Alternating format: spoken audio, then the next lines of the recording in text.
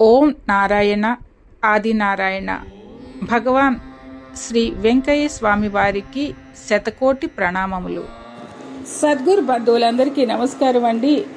అవధూత శ్రీ వెంకయ్య స్వామి చరిత్ర పునఃప్రారంభం. అధ్యాయం 3. అవధూత చర్య. మహాత్ములందరిలోనూ అవధూతలు అగ్రశ్రేణికి చెందినవారు. నాశము లేకుండుట, మహోన్నత స్థితి, లేశమైన పాపం లేకుండుట, బ్రహ్మజ్ఞానం కలిగి ఉండుట, ఇవి అవధూత లక్షణాలని శాస్త్రం చెప్తోంది. వీరు పసిపిల్లలు, పిచ్చివారు లేక పిశాచగ్రస్తుల వలె కనిపిస్తారని ఆదిశంకరులు చెప్పారు. వీరికి తామే దేహమన్న భ్రాంతి ఉండదు. సర్వ జీవులలోనూ ఉన్న ఆత్మే తామై ఉంటారు. ఈ అవధూత సాంప్రదాయానికి మూల పురుషుడు శ్రీ దత్తాత్రేయుడు. అవధూతలందరిలోని ఆత్మజ్ఞానమే ఆయన. స్నాన ఘట్టాలు ఎన్నో ఉన్నా గంగా నది ఒక్కటే. ప్రపంచంలో ఎందరు తల్లులున్నా వారిలోని మాతృత్వం ఒక్కటే. అలానే శ్రీ దత్తస్వామి అవధూతలందరి రూపాలలోనూ ఉంటారు. అట్టివారిలో శ్రీ వెంకయ్య స్వామి ఒకరు. సద్గురు కృప వలన వెంకయ్యలో వచ్చిన పరివర్తన క్రమంగా ప్రజలు గుర్తించసాగారు. ఈ విశాల ప్రపంచంలో తమ ఇల్లు కాగల ఆయన ఫలానా చోట ఉన్నారని తెలిసి తల్లిగారు ఆయన కోసం తినుబండారాలు తీసుకుపోయేది. ఆయన వాటిని తమతో కూడా ఉన్న వారందరికీ సమానంగా పంచమని చెప్పి చివరకు తాము కూడా తీసుకునేవారు. అందులో కొంచెం తుంచి చీమలకు వేసి తర్వాత చాలా స్వల్పంగా మాత్రమే ఆయన తినేవారు. ఆయన ఒకరోజు తమ చెల్లెలి ఇంట్లో భోజనం చేశాక కొద్దిసేపట్లో మళ్ళీ వెళ్ళి అన్నం పెట్టమన్నారు. అన్నం లేదంటే 2 సేర్లు రాగులు పెట్టించుకుపోయి చీమలకు పోశారు. వాటి ఆకలి కూడా తీరితేనే వారి ఆకలి తీరినట్లు. షిరిడి సాయిబాబాకు వలె ఈనాటి నుండి ఈ ఇంటి వారి శ్రమ కూడా ఆయన ఎప్పుడు ఫలితం ఉచితంగా తీసుకునేవారు కాదు. సాయంకాలం దాకా చేలలోనూ అడవిలోనూ తిరిగి వచ్చేటప్పుడు 2 సేర్లు గుత్తివేరు మూట కట్టుకొచ్చి తమ చెల్లెలికి ఇచ్చేవారు. ఆయన అలా ఉన్మత్త అవస్థలో తిరుగుతున్నప్పుడు ఒకచోట దొంగతనం జరిగింది. దొంగల కోసం వెతుకుతున్న పోలీసులు స్వామిని అనుమానించి 2 రోజులు పోలీస్ స్టేషన్లో ఉంచారు. వెంటనే ఆయన రాజపద్మాపురంలో తన చెల్లెలి దగ్గరికి వెళ్ళి చెప్పుకొని ఎంతగానో ఏడ్చారట. ఆమె నిన్ను బంధించిన వారిని తీసుకొచ్చి కొడతాంలే అని ఓదార్చాక ఊరుకున్నారు. ఇటువంటి బాల్య చేష్టలతో పాటు వారిలో ఎంతో నిర్దిష్టమైన ఆధ్యాత్మిక దృష్టి కూడా తొంగి చూసేది. వారి తల్లి చనిపోయినదని చెబితే అమ్మ ఉండ్లా చావలేదు అన్నారు. అన్నగారు చనిపోయినప్పుడు కూడా శోకించే బదులు చచ్చిపోలేదు, ఉన్నాడు, వస్తాడులే అన్నారు.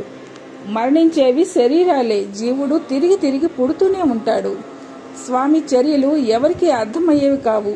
బద్వేలు వద్ద పెన్నా నదికి స్వయంగా ఇసుక మోసి 5 అడుగుల ఎత్తున కట్ట వేసేవారు. అలా నిలిచిన నీటిని చిన్న కాలువల ద్వారా నదీ ప్రవాహానికి ఎదురుగా కొంత దూరం పారించి తిరిగి ప్రవాహంలో కలిపేవారు. అది నదిలో కలిసే చోట నీటిపై కంప తొక్కు వేసేవారు. దానికి నిప్పు పెట్టేవారు. అప్పుడు మనుషులు ఎవరిని దగ్గరకు రానిచ్చేవారు కాదు. ఆ నీటిని ముంతలో తీసుకుని మంటకు 2 వైపులా తిరగబోస్తుండేవారు. ఎందుకు స్వామి ఇదంతా అంటే పెద్దమ్మవారు ధూమాలు, కలరా వంటి జబ్బులు పాపం తగ్గేందుకయ్యా అనేవారు. సాయిని కూడా ధుని వెలిగించడం ఎందుకు అని అడిగితే మీ పాపాలు దహించడానికి అన్నారు. అలానే కోటి తీర్థం దగ్గర పెన్నా నదిలో చాలా పెద్ద దూలం కొట్టుకొచ్చింది. దాన్ని మోసుకుపోలేక ఎందరో తిరిగిపోయారు. కానీ స్వామి ఒక్కరే దానిని తెచ్చి తమ అగ్నికుండంలో వేశారు. బంగారం లాంటి దూలాన్ని ఆయన పాడు చేశారని కోపించి ఒకడు ఆయన చెంప మీద కొట్టాడు. అతడు తిరిగి ఇల్లు చేరేసరికి అతని ఇల్లు తగలబడుతోంది. ప్రక్క ఇండ్ల వారు మొరపెట్టుకుంటే స్వామి పాపం ఉన్నంత వరకు కాలిపోతుంది, మిగిలినది నిలుస్తుంది అన్నారు. నిజానికి ఆ కొట్టిన వాడి ఇల్లు ఒక్కటే తగలబడింది. మరొక రోజు ముదిగేడులో ఒకరింటికి వెళ్ళి ఆ ఇల్లాలిని పిలిచి నేనమ్మా పిచ్చోణ్ణి, అంత ముద్ద పెడతామని వచ్చాను అన్నారు.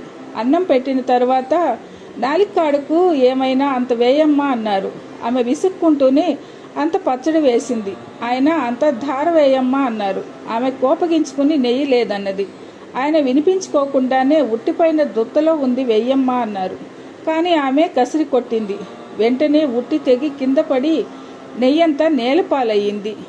ఆ రోజుల్లో చెల్ల సుబ్బమ్మ ఒకసారి కచేరీ దేవరాయపల్లిలో వేణుగోపాలస్వామి ఆలయ శంకుస్థాపనకు జ్వరంతోనే వెళ్ళింది. అక్కడ భక్తులు తండోపతండాలుగా చేరారు.